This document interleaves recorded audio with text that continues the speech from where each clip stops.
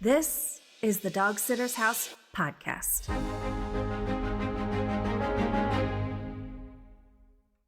Welcome back, pet lovers. Today, I am discussing 3 ways pet business owners secretly sabotage their business without even realizing it. As pet care professionals, it's easy for us to focus on fixing everything in our business, which is important. But if you don't have the building blocks in place to support the external changes that you're implementing, it will all come crumbling down sooner or later. So if you're experiencing constant burnout, stress, lack of sleep, unhealthy, neglected relationships, unpredictable income, it's not because you're failing. You're just making some of the most common mistakes without even realizing it. And chances are, if you don't become aware of it, you could be headed onto a road to nowhere. So if you found yourself trying to fix the issues in your business, but nothing seems to work, it's a good sign that what you need to fix doesn't have anything to do with your business. And it starts with you. And truthfully, this is a business podcast, but this also applies to everything in your life and anything to do with your happiness.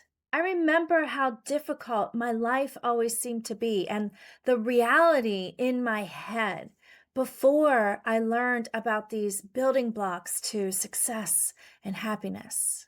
Looking back, I can honestly say I was full of stinking thinking, meaning the way I thought about everything in life influenced the results that I kept seeing in reality. And that had an effect on everything in my life, from my career to my relationships to my happiness to my health, all of it. Then, one day, I learned a very powerful quote by Wayne Dyer. I've mentioned it before on this podcast, but it's been a while. The quote is, "Change the way you look at things, and the things you look at will change." Such a simple yet profound quote actually started changing my life. By implementing this core belief that if I change the way I look at things, the things I look at will change, I was able to become more aware of how my perspectives were contributing to my displeasures in life. But when I slowed down and I took a look at my thoughts and I reversed them, I did what I call universe reverse. I realized I could see things differently if I tried to view it from different perspectives. I started asking myself, how can I look at this differently every time I felt frustrated or triggered? And once I became curious about all of the different ways I could look at something, it was like the skies opened up and the possibilities were endless. This one quote literally changed my life for the better on all fronts. I credit this core belief as the reason why I have been able to obtain and maintain $150,000 a year in my home dog boarding and daycare business without the burnout. More importantly, it's how and why I was able to build my business so that it aligns with my lifestyle, my goals, giving me back my time, helping me to improve my relationships, improving my sleep, and therefore increasing my peace. Now, there's many internal building blocks that I could go over that could help you in your business, but that literally could take weeks. So today I am going to cover the 3 most common ways that pet business owners self-sabotage themselves without even realizing it, so that you can start curing the root issues and build lasting change from the inside out. The first of the three most common ways pet business owners self sabotage their business is by saying yes when you really mean no. Or put another way, it's essentially called people pleasing. It's kind of tricky because when you please other people, it feels good. You feel good about yourself. So when you don't, when you could, but you don't, then all of a sudden it feels like you're doing something bad. Even if it is perfectly okay for you to say no. So it makes perfect sense why we all do it. The thing is that it's not a matter of you feel good doing something good for someone. It's a matter of why you're doing it. Think about it. What are the consequences of continually doing something you don't want to do over and over and over again? It's like carrying a backpack full of everybody's expectations, and it just keeps adding weight until one day your knees finally buckle. Or think of it as having one foot on the gas pedal while the other foot is on the brake. You make a bunch of noise, but you don't get anywhere, except for a dead end. Last week on the dog sitter's house, I did a live hot seat coaching session for Katie from Pet Pals of Cedar Crest in Dallas, Georgia. She was brave enough and courageous enough to come on here and expose all of her self, her business, her flaws on a recording so that we could share it with you and hopefully help more people at once. Now, Katie is pet sitting, doing drop ins, and dog walking, but she has a full life. She has a family and she wants more of a solid, predictable schedule. So she really enjoys dog walking the most and wants to transition her business to dog walking only. However, on the call, she was able to figure out what is actually preventing her from doing dog walking only. And that was a core root issue going on that was probably silent, and she didn't even see how much it was affecting her goals and her dreams. And that was people pleasing. That was saying yes when you really mean no over and over and over again. And it left her no space to focus on how to grow and build the dog walking side of the business. But here's the thing, Katie is not alone. We all self sabotage ourselves, our lives, our businesses, our goals, our peace without even realizing that we're doing it. And in this case, if you're people pleasing, then you're doing it from the perspective that it's a good thing that you're doing, making it even harder to recognize how much it's actually influencing your business, your goals. And until we can see this about ourselves, then we'll just keep running on that hamster wheel, trying to fix everything externally while the internal is sabotaging all of your efforts. And eventually, this leads to burnout or worse, just giving up. And let me ask you, does giving and doing things for other people when your heart's not truly in it actually feel good? I mean, let's be honest. Doesn't it feel kind of heavy and like you have to drag yourself to go fulfill the commitment that you made that you didn't want to make in the first place? And if you do it too much or too much for one person, you could start getting resentful. Giving and doing good things for other people feels best when it's coming from the heart, not a sense of obligation or to be liked or to make money. Because that's really what it is, right? When you boil it down, as people pleasers, we want to be liked so much that we'll do things for people that we don't even want to do. We want customers to like us so that our business grows. And it's the same thing as doing it to earn money or doing it to be liked. So the choice is yours.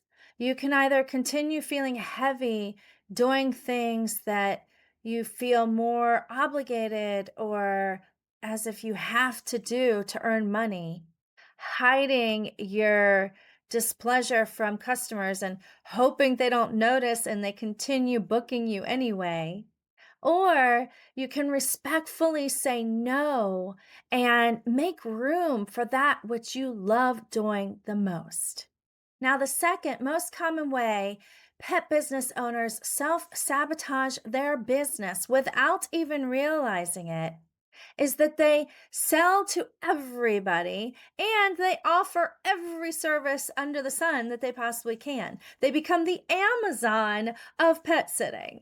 Basically, they try to be everything to everybody. Now, this too is completely understandable because logic says the more that you offer and the more people that you offer it to, the more money you'll make.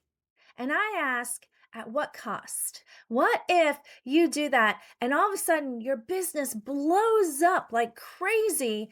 And one day you look at your life and you wonder how you ended up creating 27 different jobs for yourself that you don't even like anymore. What will you do then? Ask yourself, why did you go into business? For the freedom? The freedom to be your own boss, the freedom to work whenever you wanted, the freedom to work with whomever you wanted, and the freedom to charge your worth for doing what you love, using the talents that you were born with. Being everything to everyone is a direct path to an iron cage, more than it is to freedom. You see, it's not a matter of being all inclusive for everyone. It's a matter of building a business that you continue to enjoy for the long run, that allows you to nurture your talents and your skills and your passions while providing a more specialized and wow service for those who need and want what it is you offer. Your service will be better for it, making it wildly successful, and your happiness meter will go up too. Now, the third common way that pet business owners self sabotage their business without even realizing it is they worry too much about what other people think about them. For example, you might think raising your prices or adding holiday fees is just going to make you look greedy. Now, of course, you want people to like you as a business owner, so that makes sense. Except charging less because you feel greedy is like turning the volume down on your own worth so no one feels uncomfortable hearing it. When you get a job, you are advised of what the responsibilities are and how much they pay for that role. You can determine if you agree that the salary matches the responsibilities and accept or decline the job offer. But as the top dog CEO of your pet business, you get to decide what is the value, the worth of all of the responsibilities that you have. And the customers get to decide if they agree with the price tag that you put on as the value of your services. And 9 times out of 10, the customers who accept your services at your prices are always your ideal, best, most favorite customers. The ones who think you're being greedy, if any even really do, will go with someone else who is overworked and underpaid, and they will get what they paid for. Do Mercedes-Benz customers think that Mercedes dealerships are greedy? No, they see the value in the Mercedes and they want one, period. Your customers will do the same thing once you truly see the value yourself and you effectively communicate it with them. When I raised my prices significantly, I too was worried that people might think I was greedy or something and leave me and I'd lose all of them. So the fear is real. I get it. But in reality, I cannot control what people think. All I could control is how well I displayed the value they were actually receiving. So they might see it from the same perspective that I did. It was completely up to them. It was their choice to choose what perspective they would take after I did my best to show them the value. And if they didn't think I was greedy, which I don't think any of them did, then they didn't go with me because they couldn't afford me. And that is completely understandable. You see, when you focus on what you can control versus what you can't control, you always keep moving forward. Now, of course, this means you have to let go of things you can't control at the same time, right? But having something to focus on that you can control keeps moving you forward and makes it so much easier to let go of that you cannot control, kind of making this little mind hack a twofer, a two for one. Because not only are you moving forward, it's also helping you to let go of that you can't control. Focusing on what you can control is literally the gift that keeps on giving. Which, surprise, this is the fourth bonus way that pet business owners self sabotage their business without even realizing it. That's right, I told you there was going to be three, but I love to over deliver. So, the fourth one is that many pet business owners are too busy focusing on what they cannot control instead of what it is they can control. And it stunts their growth and causes additional burnout. You'll know if you're focusing on the things that you can't control in your pet business if you notice one of these three signs. You find yourself getting frustrated with customers at least once a week. I remember in the early days when I was getting frustrated with my customers frequently, much more than once a week, even, it was because they kept showing up unannounced. We had set a time, say noon, and before you know it, they'd be pulling in the driveway at 11:30. The dogs are outside, they're all going crazy barking. You got 10, 12 dogs barking at once. You know what it's like, it's chaos. But the reason I stayed stuck and frustrated is because I was focusing on the customer's behavior of which I could not control. So when I flipped my stinking thinking to what I could control instead, I created a perfect solution for this recurring issue. And I implemented an ETA policy that people must always send their ETA according to their GPS when they're on their way. Not only this, but I gave them the why behind it. Because if you have listened to me at all, you know that if you don't give the why, the customer will fill it in for themselves and usually miss the mark. So always give the why. My why was important for a dog owner to hear, that it's something they want to hear. The why is this makes sure that I have all the dogs in safely inside and safely separated as need be for new arrivals. They keep hearing that word safe and they think, okay, if she's doing this when my dog's not there, she's doing this when my dog is there. So I can trust that she's keeping them safe. Of course, I also added how it will help ensure that I stay in business because I don't upset the neighbors by having dogs barking their heads off all day long.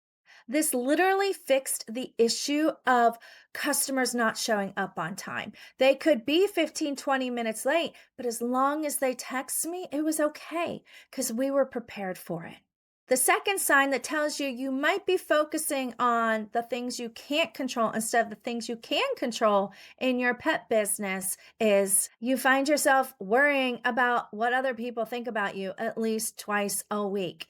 And as I mentioned before, you can't control what other people think, right? So if you notice that you're doing this all of the time, think about what you're not focusing on that you could control when you're sitting there fretting over what people think about you. A third sign that tells you you could be focusing on things you can't control, which is stunting your growth, your happiness in your pet business, is getting upset, letting the whole day be ruined when an employee calls off sick. Now, I understand how devastating this can be when you don't have a system in place to handle sick days with employees. But if you shift your focus over to how can you fix this issue to better prevent the whole day from being ruined, to better prevent massive amount of stress every single time somebody calls off, then surely you'll find a solution. I know I did. And that solution is going to help make sure that it never ruins your entire day again. If you experience any of these three signs, then you're not moving your business forward as quickly as you could be. Case in point, when I got frustrated with my customers and I was focusing on their bad behavior, and I shifted that to focusing on how I can prevent that from happening, I solved the issue forevermore. If you're too busy focusing on what everybody's thinking about you, then chances are you're not focusing on your marketing, how to market yourself properly and more effectively so that people can see the value in the services that you provide. If you're focused on the frustration of an employee calling off sick and trying to control whether they do or not, you're probably not focused on the structure of your business, much less improving it to ensure you have sufficient coverage even when someone calls off sick. All of these are just examples of how you can switch your focus to what you can control in these situations. And when you do start looking for other things to focus on that you can control, you begin eliminating the problems in your business one by one from the inside out, making it flow as easy as water does in a river. So let's review the 4 silent killers that are commonly sabotaging pet business owners: people pleasing, being everything to everyone, worrying about what everybody thinks about you, and focusing on what you cannot control. If you identify with any of these silent killers, focus on rewiring your thinking. Focus on becoming aware every time these signs pop up so that you can flip the switch, get rid of the stinking thinking, and make lasting positive changes in your pet business. If you don't, you could find yourself stuck in the endless cycle, spending another year frustrated, overworked, stressed out, and wondering why everyone else seems to be succeeding while you're still pointing fingers and saying, they should do this, he should do that, she should do that, and not even realizing that that's behaviors you can't control. Not to mention, it's like Tony Robbins always says, you wouldn't want to be shooting all over yourself, would you? Expecting everyone outside of you to change when you know that's impossible to control. As you begin to rewire and apply these building blocks from the inside out, you'll quickly realize you are gaining back the freedom and control that you started your business for in the first place. Actually, sit down and think about this stuff and how much it can be affecting your business. Leave me a comment, make sure you hit subscribe, and thanks for listening. Happy tales to you.